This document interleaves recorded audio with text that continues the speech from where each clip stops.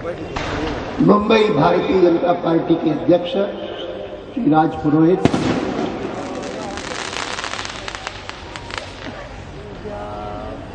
शिवसेना के राष्ट्रीय अध्यक्ष श्री उद्धव ठाकरे, रिपब्लिकन पार्टी के एनडीए के हमारे नए सदस्य श्री रामदास अठावले,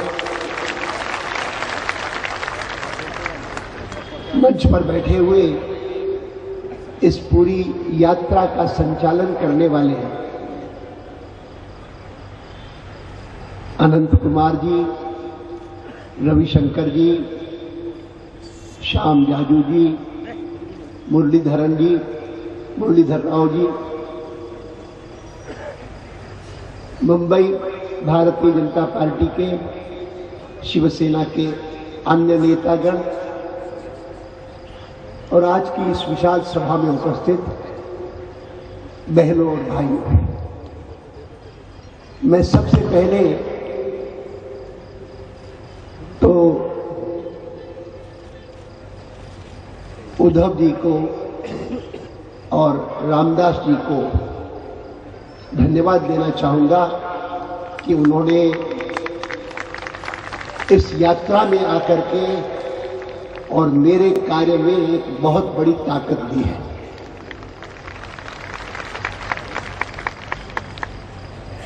जिस समय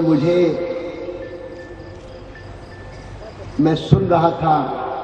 उद्धव जी को और उन्होंने बाड़ा साहब का उल्लेख किया और उसी संदर्भ में उन्होंने ममता जी का भी उल्लेख किया, तो मुझे सहज सूझा कि राजनीतिक क्षेत्र में अगर किसी सबसे बड़े गुण की जरूरत है तो मन की दृढ़ता की है, कि जिसमें आप विश्वास करते हैं उस अपनी निष्ठा के लिए पूरे ताकत के साथ, पूरे साहस के साथ उसके लिए खड़े हो सके। और मैं कह सकता हूं कि ममता जी से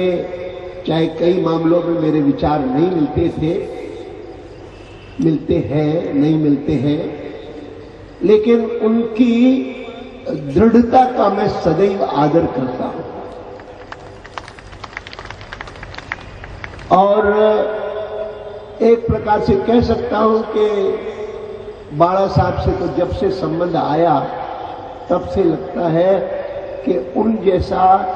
राजनीति में मजबूत व्यक्ति जो इस बात की चिंता न करे कि कौन सी बात लोकप्रिय है, अगर मेरी निष्ठा की बात है तो भले अलोकप्रिय हो, मुझे उसका पूरा समर्थन करने में कोई संकोच नहीं होगा, ऐसे वे व्यक्ति हैं। आज जिस प्रकार से मुझे इस पूरी यात्रा में ये अभाव खटकता है कि मेरे वरिष्ठ नेता और मेरे वरिष्ठ सहयोगी जिनके साथ मिलकर के 1951 से मैंने राजनीति की है, वे अब इस यात्रा में मेरा मार्गदर्शन करने के लिए नहीं है। और इसीलिए यात्रा शुरू करने से एक दिन पहले, उसकी पूर्व संध्या को मैं उनके निवास पर गया था, जाकर के बताया वाजपेयी जी को कि मैं यात्रा पर जा रहा हूं, इस उद्देश्य से यात्रा है और 40 दिन की यात्रा है, 20 नवंबर तक चलेगी और उनका आशीर्वाद लेकर के चला हूं, वही मेरा संबल है। जिस समय मुझे रामदास जी डॉक्टर अंबेडकर जी की प्रतिमा दे रहे थे, तब मुझे एक बात का ध्यान आया जो शायद उपस्थित श्रोताओं में से कुछ लोगों को ही पता होगा कि जब भारत को स्वतंत्रता मिली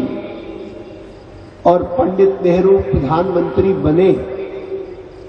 और वे अपना पहला मंत्रिमंडल बना रहे थे, तो महात्मा गांधी जी ने उनको कहा कि आप अपना मंत्रिमंडल बनाओगे, स्वाभाविक है कि आपके परिचित ज्यादा लोग कांग्रेस में ही हैं, उन्हीं में से तुम लोगे, चुनोगे। लेकिन मेरा अगर सुझाव मानो तो मैं 2 नाम तुमको सुझाना चाहता हूं, और उनको भी अगर आप मंत्रिमंडल में लो तो मुझे लगता है कि आपका मंत्रिमंडल वो अधिक रिप्रेजेंटेटिव होगा, वह अधिक टैलेंटेड होगा और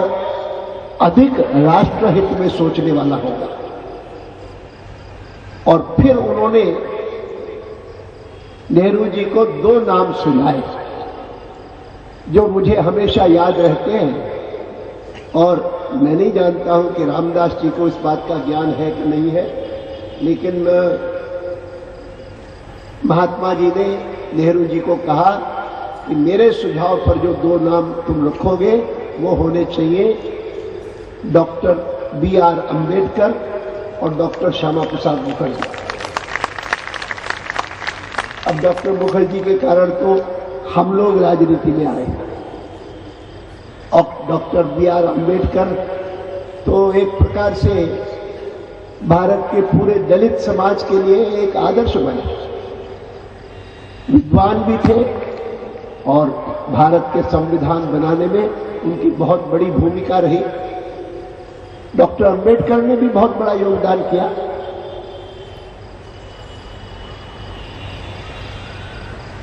कोई कल्पना नहीं कर सकता था कि भारत उस समय से लेकर के आज तक पहुंचेगा। मैं 1951 में भारतीय जनसंघ में आया, जब डॉक्टर श्यामा प्रसाद मुखर्जी ने जनसंघ बनाया, तब से लेकर के सक्रिय हूं राजनीति में। 52 के पहले चुनाव में भी मैं सक्रिय था, और 15वां चुनाव जो अभी 2009 में हुआ लोकसभा का, उसमें भी सक्रिय था। इन 15 चुनावों में मैंने भारत के सब शासकों को दिखा, पंडित नेहरू से लेकर के और डॉक्टर मनमोहन सिंह तक। डॉक्टर मनमोहन सिंह जी का तो काफी वर्णन कर रहे थे उद्धव जी, मैं उसमें नहीं जाऊंगा, लेकिन इतना जरूर कहूंगा कि तब से लेकर के आज तक कभी ऐसा नहीं हुआ कि भ्रष्टाचार के कारण केंद्रीय मंत्रिमंडल के मंत्रियों को हटाया गया हो पहले, और बाद में उनको जेल में भेजा गया। पहली बार हुआ। और इसीलिए इस बात को कहने के लिए मजबूर होता हूं कि जब वो पहले वित्त मंत्री बने नरसिम्हा जी की सरकार में, मनमोहन सिंह जी, तब मैं उनकी बहुत इज्जत करता था। और खास करके जब उन्होंने, अब वो नरसिम्हा जी के कारण हुआ कि उनके कारण हुआ, लेकिन कैसे भी हुआ, एक आर्थिक नीति में भारत के एक मौलिक परिवर्तन लाया, और जिसको हमारी सरकार ने ज्यादातर कम्युनिस्टों के प्रभाव में जिस नीति को अपनाया कि हर चीज शासन ही करे, सरकार ही करे, उसको त्याग दिया। और जिसको कहते हैं कि आम जनता को भी गुंजाइश मिली, केवल मात्र सरकार ही आर्थिक निर्णय करे, ऐसा नहीं। स्थिति बदलने लगी, पूरी तरह से बदल गई ऐसा नहीं है, लेकिन बदलने लगी। तो प्रधानमंत्री बनने से पहले मैं उनकी बहुत इज्जत करता था। प्रधानमंत्री बनने के बाद अगर मैंने उनकी आलोचना की है तो उसका कारण है कि मैं मानता हूं कि लोकतंत्र में the prime minister's has to be the last word. उनके डेस्क पर ही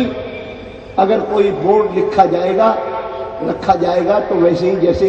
यूएस के प्रेसिडेंट के ऊपर रखा जाता है, द बक स्टॉप्स हियर, इसके आगे कोई नहीं।